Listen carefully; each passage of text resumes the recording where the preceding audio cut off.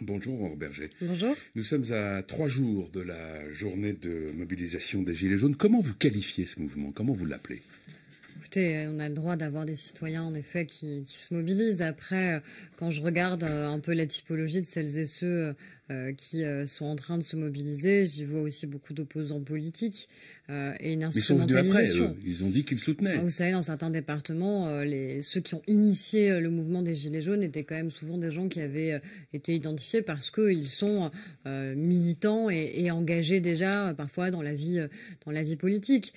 Et de fait, on voit le noyautage qui est fait par l'extrême droite et qui est assez puissant. Moi, je suis quand même toujours assez étonnée de voir des partis dits républicains qui s'allient à ce genre de manifestations, au mieux populistes, au pire un peu poujadistes. Vous pointez l'extrême droite, pas la gauche, la France insoumise, qui soutient aussi le mouvement? Vous savez, ils se rejoignent très régulièrement. Les extrêmes se rejoignent. On le voit au quotidien à l'Assemblée nationale, dans les votes qui sont les leurs, dans les applaudissements réciproques qu'ils s'accordent, où il y a souvent quand même une convergence de vues de plus en plus forte, non seulement dans la méthodologie.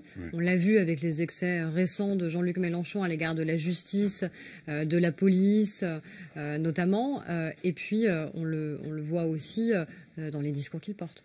Ouais. Pour vous, il ne s'agit pas d'une protestation citoyenne, spontanée, qui mérite d'être entendue et respectée?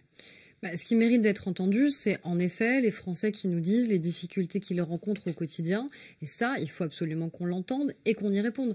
Et c'était signifié il y a quelques minutes par rapport aux annonces en effet du Premier ministre pour renforcer l'accompagnement, notamment dans la transition écologique. Parce qu'il faut que tout le monde s'en saisisse, mais il faut que tout le monde ait les moyens de se saisir de cette transition écologique. Et là, c'est le cas quand on accompagne clairement les gens dans cette transition. C'est-à-dire on ne prend pas juste une décision dans un bureau parisien, mais c'est des décisions d'accompagnement fortes avec un engagement financier de l'État qui est extrêmement puissant. Donc ça, oui, entendre les inquiétudes.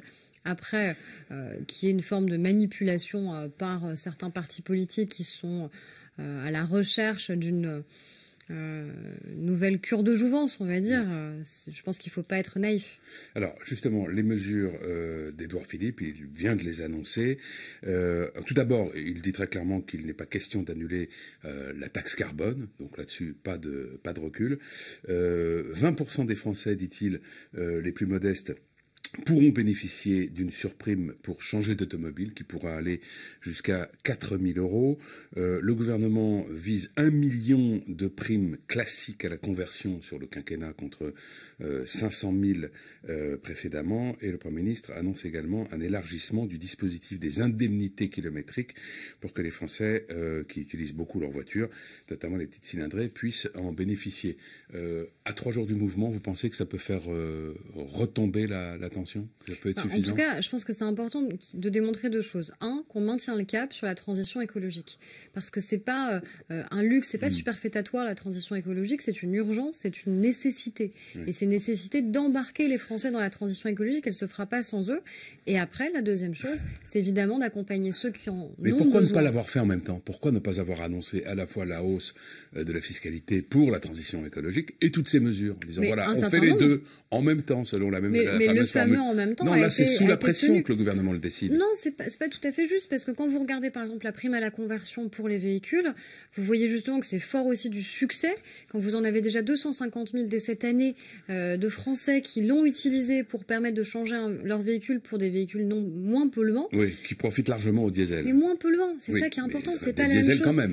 Non, mais j'entends, mais c'est pas la même chose quand vous avez un véhicule qui date de 15 ans, de 20 ans, qui est peut-être pas aux mêmes normes en termes de sécurité aussi d'ailleurs, et qui est forcément beaucoup plus polluant qu'un véhicule plus récent, parce que la technologie a évolué. Et puis progressivement, il faut aussi que les constructeurs nous aident et nous accompagnent là-dessus pour qu'on ait une gamme de véhicules qui soit la plus large possible pour que, à niveau de chaque portefeuille, on puisse être en capacité de changer nos véhicules. Donc ça, c'était déjà un accompagnement qui était proposé par le gouvernement et qui a été plébiscité, puisque on voit qu'on est allé au-delà du rythme d'utilisation de la prime à la conversion qu'on avait anticipé, et donc on l'élargit, et je pense que ça, c'est une bonne chose.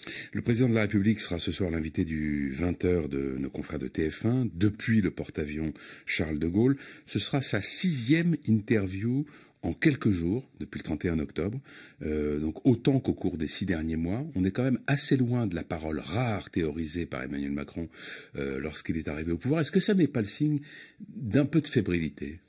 Vous savez, vous m'auriez interrogé il y a un mois, vous m'auriez dit le président de la République ne s'exprime pas assez. Et là, vous me dites... Non, mais vous remarquez que je n'ai pas porté de jugement de valeur. Je dis 6e autant qu'en 6 mois. Voilà. En tout cas, je sais que j'étais interrogée par certains confrères qui disaient ça. C'est-à-dire le président mais c'est lui qui avait parlé de paroles rares. Mais moi, je pense qu'il y avait vraisemblablement une nécessité que ce soit le président de la République lui-même qui s'exprime devant les Français. Et en plus, on a eu un contexte très particulier qui a été quand même le centenaire de la Grande Guerre. Et moi, je trouve formidable qu'on ait pu avoir pendant une semaine mémorielle, qui ait permis aussi que les Français se souviennent de ce qui s'est passé. Quand on voit les risques qui sont les nôtres, 6 mois avant les élections européennes, d'avoir peut-être une vague brune sur l'Union européenne, quand on voit les différents résultats nationaux sortis des urnes dans un certain nombre de pays européens, je pense que c'est de nature à ce qu'on se mobilise, et à ce que celles et ceux qui sont profondément attachés au projet européen se mobilisent. Et je pense que rappeler notamment ce qui s'est passé pendant la Première Guerre mondiale était utile. Donc le président de la République s'exprime quand c'est légitime qu'il le fasse et quand il considère que c'est le bon moment.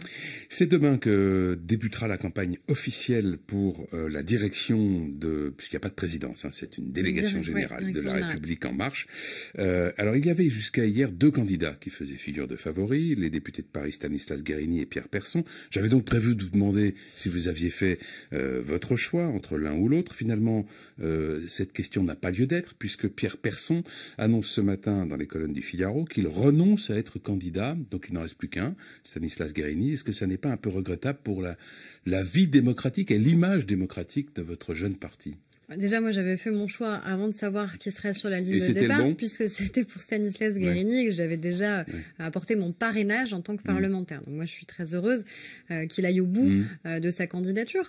Après, déjà, je ne sais pas s'il n'y aura pas d'autres candidats. Oui, mais alors il y a des conditions à remplir. Il faut obtenir des parrainages. Ça, c'est légitime. Pour l'instant, des conditions à remplir. Il y a effectivement Joachim Son-Forget qui pourrait... En tout cas, il a déclaré qu'il souhaitait pouvoir être candidat. Et puis, il y aurait une candidate. Peut-être une femme, en effet, qui est une adhérente qui souhaite... Qui s'appelle Nathalie Anderlen Tournier.